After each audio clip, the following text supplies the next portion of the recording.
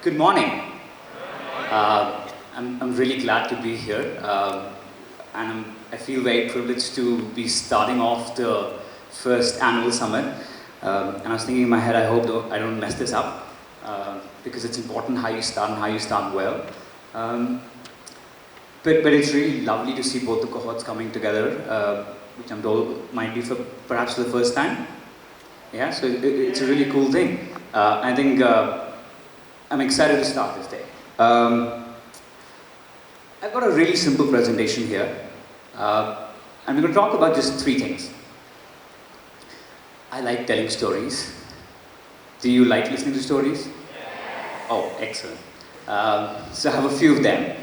I like asking questions, so I have a few of those.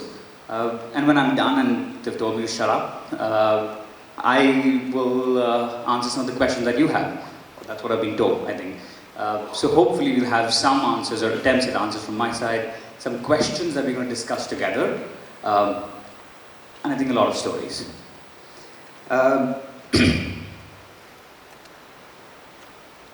That's the first question I want to start with. Why is it so difficult? Why is change so fundamentally difficult? Why is what we do so difficult? Why have so many of the problems of the world been with us for so long? And I guess the answer to that is because it is wicked. From the extremely confused expressions I see, let me explain.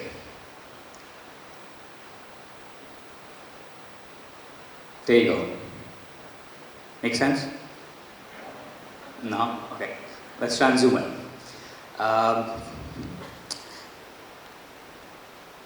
In the year 1973, two political scientists by the name of Weber and Rittel wrote a landmark paper essentially trying to explore, more from a policy point of view, but why do things get stuck? Why are there no solutions which come out? Why does policy never manage to impact social change? That was sort of the scope of their paper, but it became a landmark paper for a number of reasons. And the reason they said was because most of the problems that we are fighting in the world right now are what they call as wicked problems. And this is how they define wicked problems.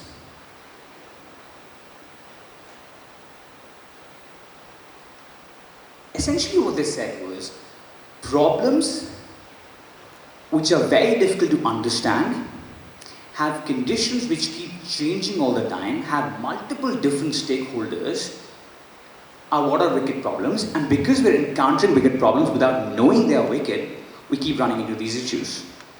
Right? That was the premise of the paper. Now what they did was they made 10 characteristics of these problems. They said all of these problems have these 10 characteristics, and if you see these characteristics, you understand you're dealing with a wicked problem. Let me show you a few of those. The first characteristic they said was, it is very difficult to articulate what the problem is. Essentially what they said was, if you take a bunch of people who are working on that problem, put them together in a room and say, spend 15 minutes, half an hour, 1 hour, and come out and tell me in one sentence what the problem is, you would rarely be able to get that. Can you think of problems in the world where this might happen? Right? Get people who are working on the problem and to say, what do you think is the fundamental issue? And we'll rarely have people agree on what the problem itself is. And often the problem with these wicked problems was, you needed to formulate a solution to really understand what the problem was. Because you didn't even grasp what it was before that. That's one of the characteristics. Second, they said, wicked problems don't have a stopping rule. There is no way of knowing when the problem is over and we fixed it. Essentially because we can't articulate the problem, we don't know when it's fixed. So we have no clue when we are on the solution side or we're still on the problem side. Then they said, generally there are no right or wrong answers. There's no way of saying, because there's no stopping rule, there's no way of saying this is the correct answer, this is the wrong answer. There's generally choices and hence consequences. And you have to take your bets, you have to take your calls and go with that. It's very difficult to have one solution. That's it. This fixes the problem. They said these problems didn't have that one-stop solution or a single solution. And they essentially were unique, which meant if you solved or at least resolved this problem in some level in this context, you would struggle to take the same solution and put it in a different context and apply it.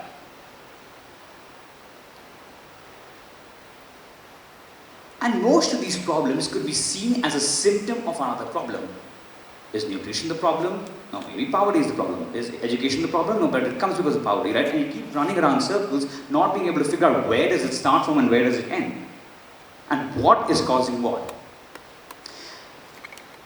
And if all that was not enough, essentially the person trying to tackle the problem has no option of being wrong. You're supposed to get it right, even though there is no right answer. And they formulated these 10 characteristics of these problems, and they said, most of the problems in the world we are handling right now are of this nature. And because we don't understand that, we keep running around the same loop. Right? Let me give you a few examples of what these kind of problems are. And most of these you might have guessed, right? Massive issues, right? Now think of this characteristic that I told you, right? Take people in the healthcare sector, put all of them in the room and get them to articulate, tell us one sentence what is wrong with the healthcare system. You will rarely get them to agree. Because everyone has a different interpretation of why the healthcare system is not working, especially in the countries where it's not working, right? Global warming. What's the stopping rule? How will we know we've fixed it? Who knows? So if you don't know how you're going to fix it, what are you aiming for? Right? We want to end or stop or get over, but we don't know what. Right? Again, they're all unique. You can solve maybe a drug problem in one city, but it doesn't mean you can just take the solution and apply it here because it's a completely different context. And when you look at all those criteria, you see some of the biggest problems that are facing in the world right now, unfortunately fit in those, and that's why they're so tricky. Now, they said there's a different kind of problems also, which are not wicked in nature, which they called as tame problems. Now, tame doesn't mean they're simple or easy to solve, right? So they said they can be simple tame problems and they can be complex tame problems. For example, putting a man on the moon, that's a very complex but tame problem. Let's look at the first criteria. What was the first criteria? Do you remember what was the first characteristic? Right? Or at least the problem, right? Can everyone, at least in the 1960s, articulate what the problem was? Yeah, there's no man on the moon. Right? Then the second is there's a clear stopping rule. There's a clear stopping rule. You look at the man waves from the moon, you wave back, done, problem solved. Right? There's a clear way from it. And you can test different solutions out. There is one right way of getting someone up, and there are wrong ways. Right? And you follow the solution, you'll get there. Essentially what they said was tame problems were the ones where linear way of thinking could get you to the answer, right? The thing which is taught in management schools, the thing which consultants make their living on, but essentially the ability to break stuff into smaller parts, get more information about it, understand in more detail, and then do each of them one by one. Works wonderfully for tame problems, works wonderfully for a very complex tame problem like putting a man on the moon, or solving infrastructure, or solving plumbing around the world. A lot of those issues which we have as societies fixed. And the moment someone fixes one place, everybody else figures it out. These other ones are where we're getting stuck again and again. Now, essentially what they said was one of the things we need to do is we need to first figure out how to identify them, right? Then what are the principles and potentially some models for solution, right? It's been now almost 40 years since the paper, so a lot of work has been done in this regard. The important thing being, you really don't solve a wicked problem. You manage it. You never really fix it, right? It changes form in some ways. It's like one of those demons that you would hear about, right? Every solution in some way changes the problem and makes it a different problem. So they said, how would you identify you're dealing with a wicked problem? They said they generally occur in scenarios when there's something new, something unexpected has come, right? There's a lot of change happening. There are multiple stakeholders, and you cannot get them to agree on what the change should be. Right? Everybody has a different opinion of what should be done and why things are not being done the way it is. Right?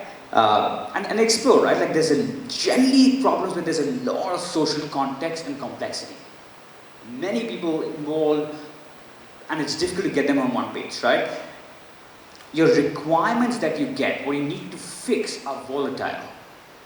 What you came in to do into Teach for Malaysia is very different from what you're doing in your classes every day.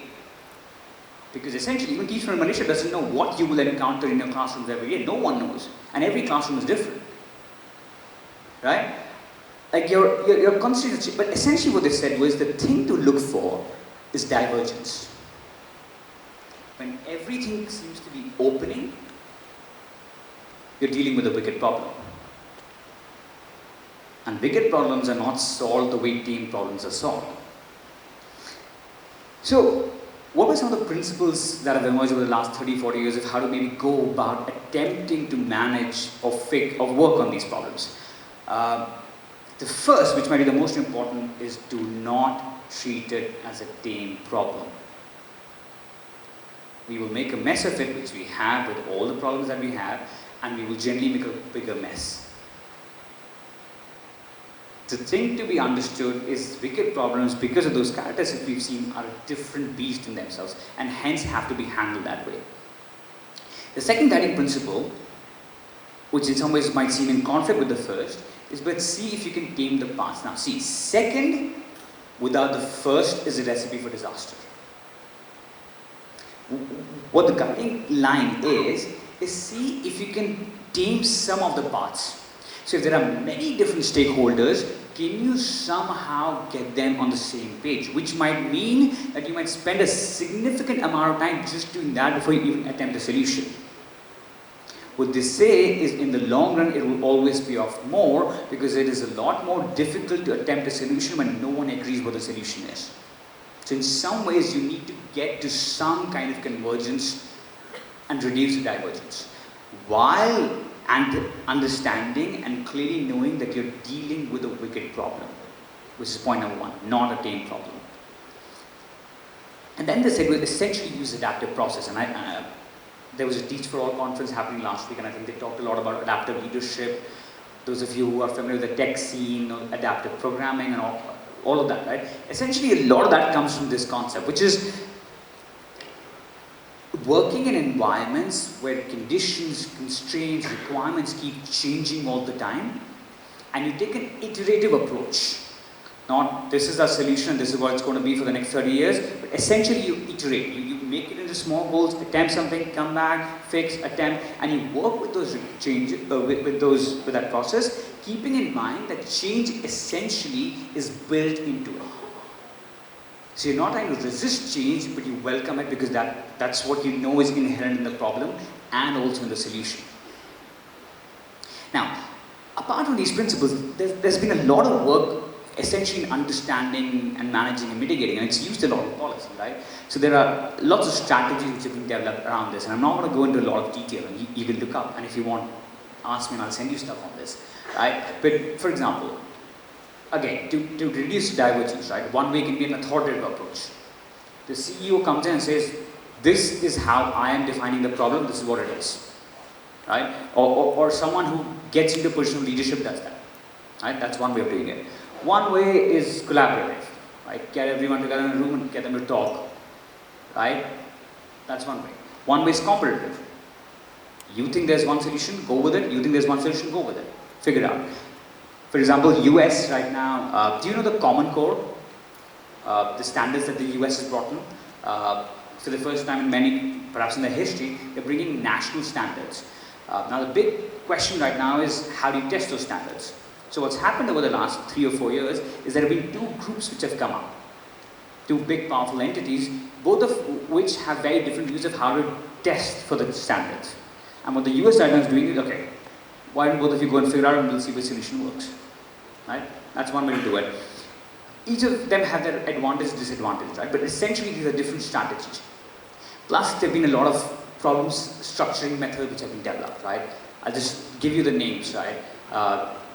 All of these essentially, and those of you who are familiar with the tech scene might know the words agile development. You hear it everywhere, from software apps to how companies are structured to Scrum, which is a rugby term, but essentially around these things of how do you set up teams which work in adaptive environments, right? How do you set up teams which can handle change, can handle difficulty, geared towards working when, so software development, for example, is a wicked problem. But in a nutshell, this is what they're saying as a philosophy or as a principle can be the approach when you handle wicked problems. You need to make it discussion based, you need to somehow get consensus because multiple stakeholders are anyways involved, and you need to work keeping in mind that change is essentially a part of it. And so the solution you are attempting will keep changing as every iteration goes, and perhaps your understanding of the problem will keep changing at every step itself. What it actually says is, you will never truly understand the problem till you've attempted a few solutions in itself. But then the problem will become something else.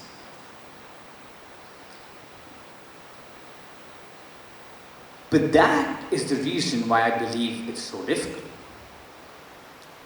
Because problems we deal in our classrooms, problems we deal in our societies and our countries are essentially wicked problems. A, we don't recognize them. B, we keep trying to solve them like team problems, thinking linear steps, let's understand this. And every time we keep ending up with solutions after decades of work which don't take us anywhere. That's my first question and first sort of attempt of understanding stories around it. Good to go? Right. Should we take questions at the end, or do you want to have some questions right now? In the end? Okay. So, the next step. Why do ideas not spread quickly?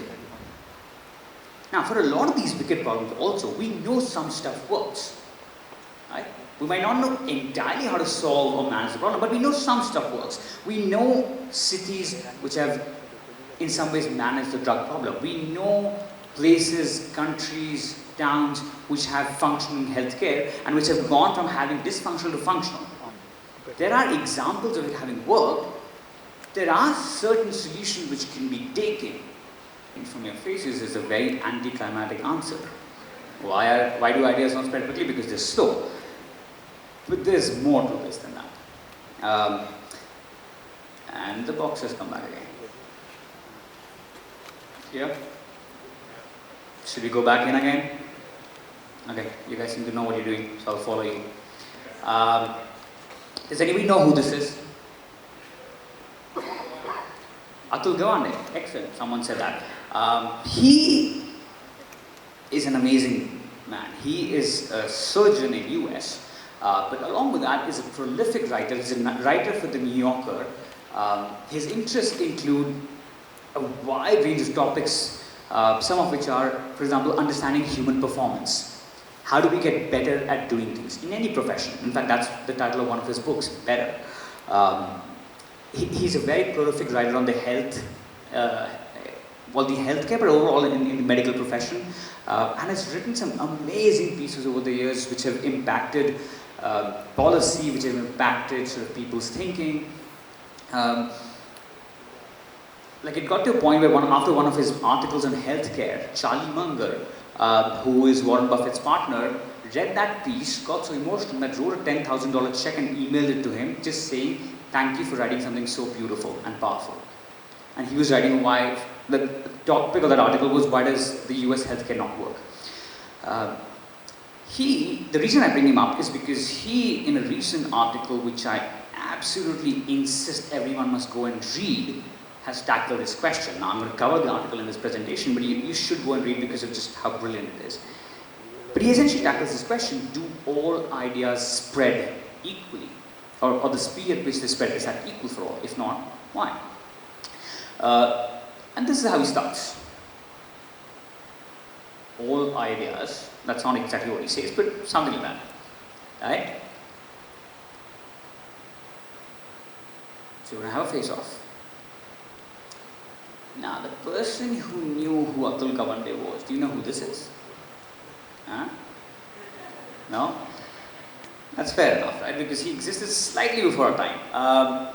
His name is William Morton, and his fame starts from 1846, when essentially what he did was he went to a doctor called, he was a dentist, and he went to a doctor called Henry Bigelow, and he said, I have a gas which when people smell, it renders them unconscious.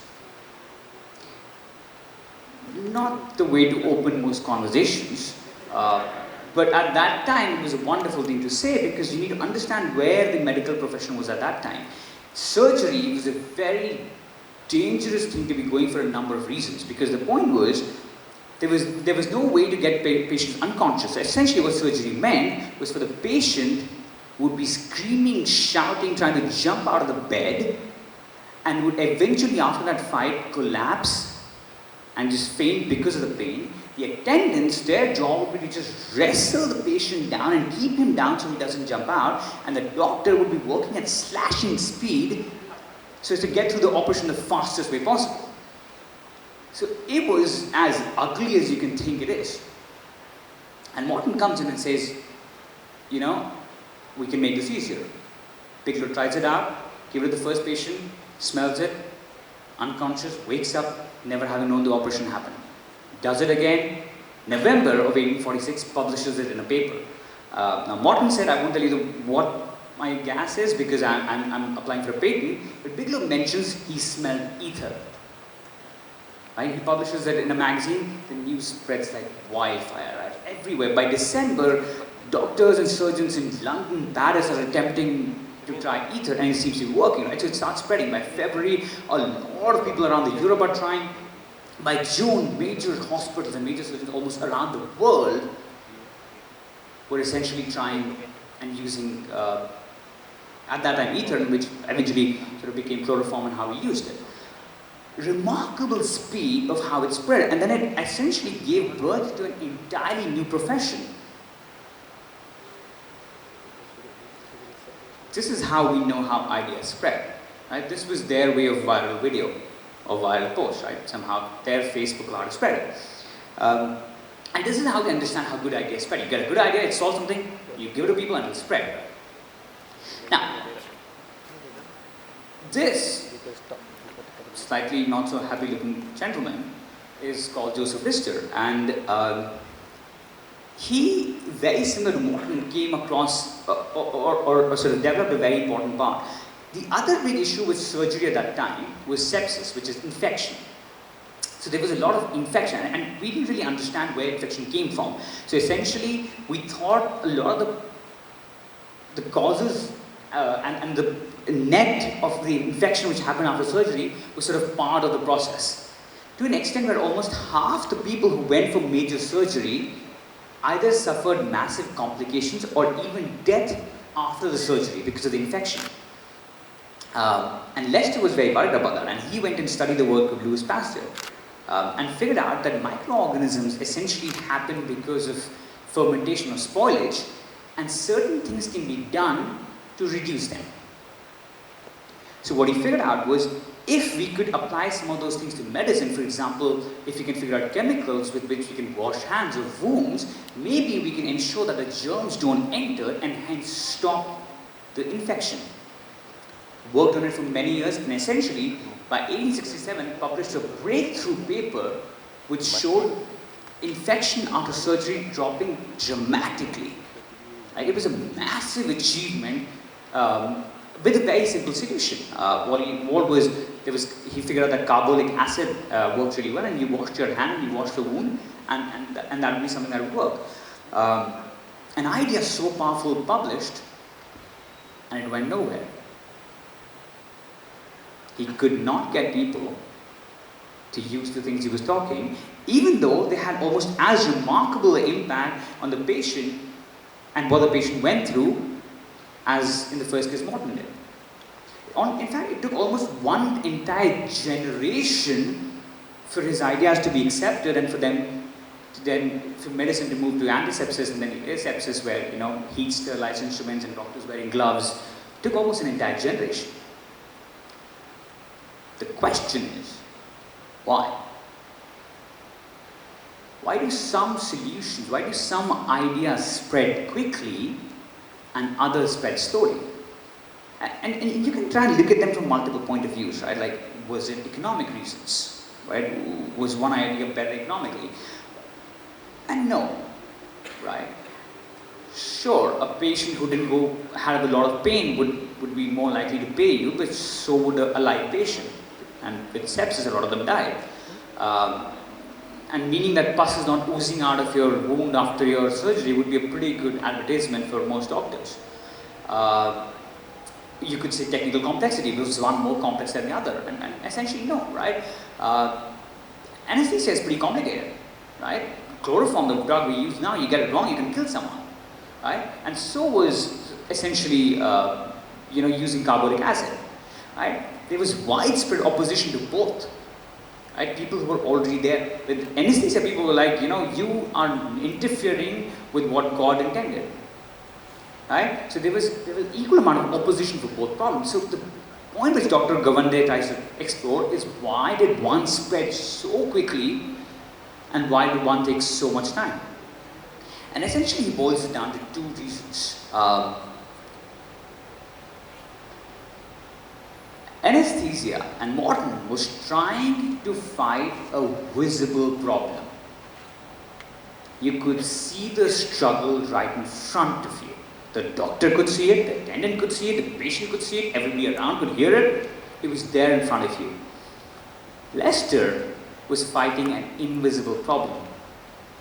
Germs, we can't see germs. And essentially a problem which manifested itself only later after the patient had left the doctor after a few days.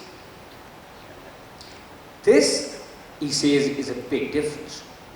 A lot of the solutions and ideas which spread slowly are the ones which tackle invisible problems, which are not obvious right now, and hence we don't pay the attention or do the work required to fix them or to follow them through.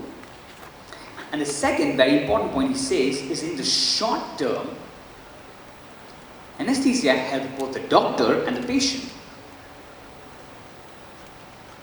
whereas Lester's solution helped only the patient. Because you need to understand what happened, right? Anesthesia made medicine from a wrestling match to a careful procedure, right? You went from trying to wrestle the patient down to the patient being calm and you doing your job in a peaceful environment. Whereas what Lester's solution meant was you essentially had to go and have a shower in carbolic acid before you went to do a surgery. Now, the word acid would tell you it was not the most pleasant experience for a doctor to be going through before they went to a surgery, washing your hands and your instruments with carbolic acid. And so his solution benefited the patient immensely, doctor not so much. And that's where it got stuck. Now, in this age of Twitter and viral videos, and essentially even before that, the assumption we make about ideas and solutions is if it's good, it'll spread. And what Dr. Gawande argues is it's not so. Some spread easily and quickly, others don't, even though they might be as good and beneficial. So what he calls them is slow ideas, and hence because they are slow. And what he describes for it is, in his terms, not mine, what they essentially require is a lot of unsexy tasks, which he again describes as tasks which demand painstaking effort without immediate reward. And he says, we are not good at doing those. This is why I've come all the way from India, this is why all of you are here, this is why you've chosen to do this with your life, and this is why you make these lovely posters. Now, tell me, wicked or ding? What do you think? I can't hear you. Even between you guys, it'll be difficult to articulate what the problem is. You'll give me the Teach for Malaysia line, and I'll dig deeper. You'll give me a little version of the Teach for Malaysia line, and I'll dig a little deeper, and then we'll start hearing different things. Not because you guys are not aligned, but because it is so difficult to articulate what the problem is. How will we know we've fixed education? God knows, right? All those characteristics of wicked problems fit education perfectly. Most of the things that we know work in education. Fast ideas or slow ideas. We need to get people to change behavior with painstaking effort, almost no short-term reward. Teachers need to way that they've been teaching for years. Students need to change the way that they've been working. Entire education systems, administrators need to change without immediate reward being there. What we know from that is a very slow, painful process. But what we can do is we can learn from when these situations have occurred and they've been tackled. And there are enough of those examples around the world. And I'll give you a few and then I'll close the talk and open up for questions. One is this. That essentially is how US farm productivity went over the years. That's the number of people supported by one farmer.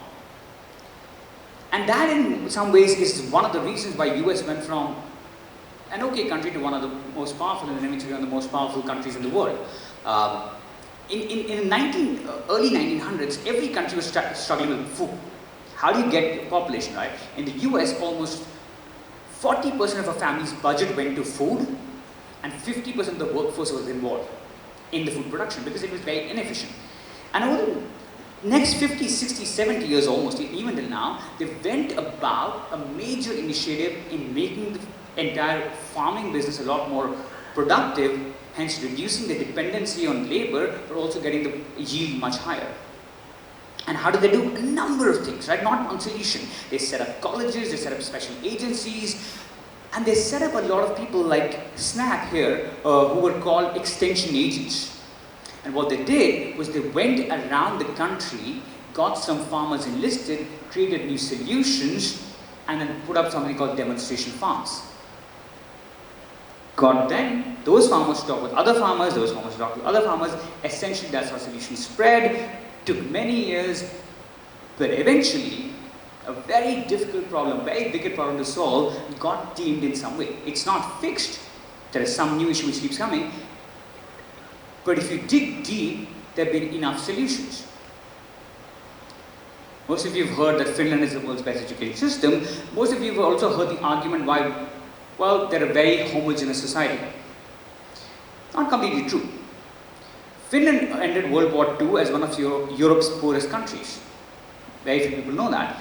They, at that time, had a system where a lot of the schools went to public schools, and a lot of the kids, and some of the kids went to grammar schools, which were mostly private.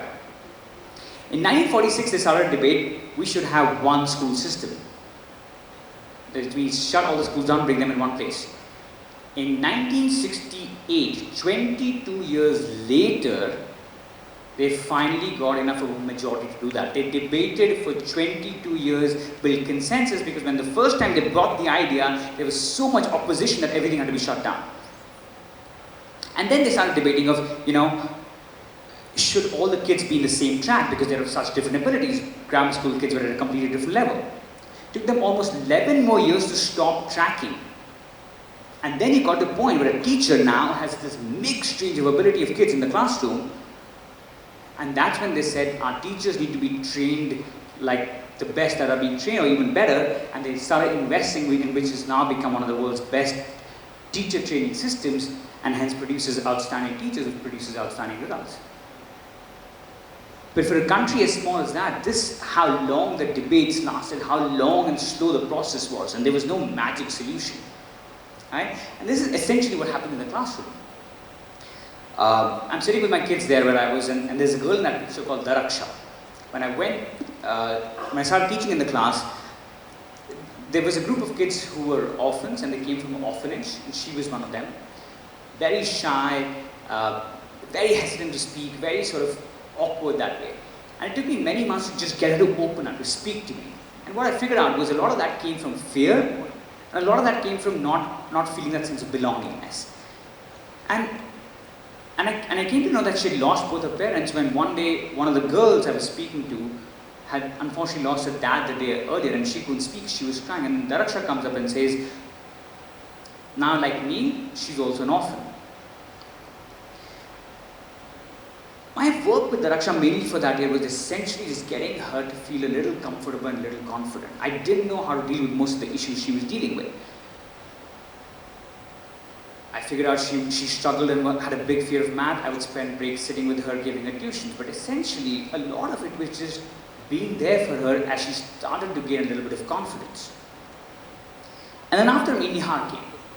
Nihar took over the class, and she worked with Daraksha and the other kids to then start taking those initial breaks into something much larger. Getting to a point where in her second year, Daraksha and some of the kids who were in 6th grade at that time saw some of the 12th grade boys throwing stuff on the floor. And the girls went to them and confronted and said, this is our school, you can't. Now, it might be a simple task, but you can imagine in the social context like India, the role of women, all of those hierarchies, older boys, what that means like, and how much courage it must have taken. The boys, of course, laughed, told them to buzz off, the girls kept standing. Eventually one of the boys threw the peel in, teacher came in, called the other boys to peel. A huge moment for them. Something that believed in, attempted, happened.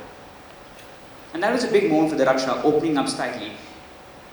And then after Nihar, Neeti came. And just a few days before coming here, they were telling me the story of someone again in this class lost a family member. And there was a lot of sadness, and this time Daraksha stood up in front of the entire class and led the discussion around loss and family and belongingness. It's a slow process which takes time. I know as many of you are finishing your years, you're struggling to find those examples of success. You're struggling to figure out, what have I achieved? Have I really impacted the kids? Often you don't see it. You might see it maybe or maybe not in the numbers, which are also important, but a lot of the changes that you're trying to work for are not so tangible, and they take years to come up. And what I want to tell you is when you do it with the right heart and you do it with all you can, it happens. It takes time. It doesn't get fixed, but the change happens. And that's what a lot of our work at 3 to 1 is, and I'm going to speak about it in today's afternoon session of what we're trying to do with it. But if there's a final thought I want to leave with before we open for questions, is this. Amadeus is a very famous play and a movie around the life of Mozart. And in the play there's a wonderful scene where Mozart is describing the difference between a composer and a playwright. And he says, for a playwright to capture a moment, he has to write everything down sequentially. Right? This is what you are thinking, this is what you are thinking, this is what you're thinking, and essentially it's very difficult to capture one moment. Whereas a composer's job and ability is to bring stuff together. He can take a quartet, make it a quintet, make it a sextet. Essentially his job is to take these multiple instruments, make them come together and bring that sound to you so you can hear them independently and all together and experience all that in one. A playwright can't do that, a poet can't do that. And he goes on to say that maybe that's how God hears us. All of us, these different noises and sounds coming out of us, all becoming one and becoming one unending music in his ear. And he says that's the job of a composer, to make the audience God, to bring the music to them in a way that it comes as one unending piece. Teachers by nature are composers. We handle so many of these things. We handle all of them all at the same time. We don't have the luxury of going about it at one. And maybe our role then is to look ourselves as composers. Maybe our role is to create the symphony. It takes time. It's a very slow, painful process. But if I know one thing, I know that it's worth it. And Malaysia is definitely much better off for you having tried it. Okay. Thank you.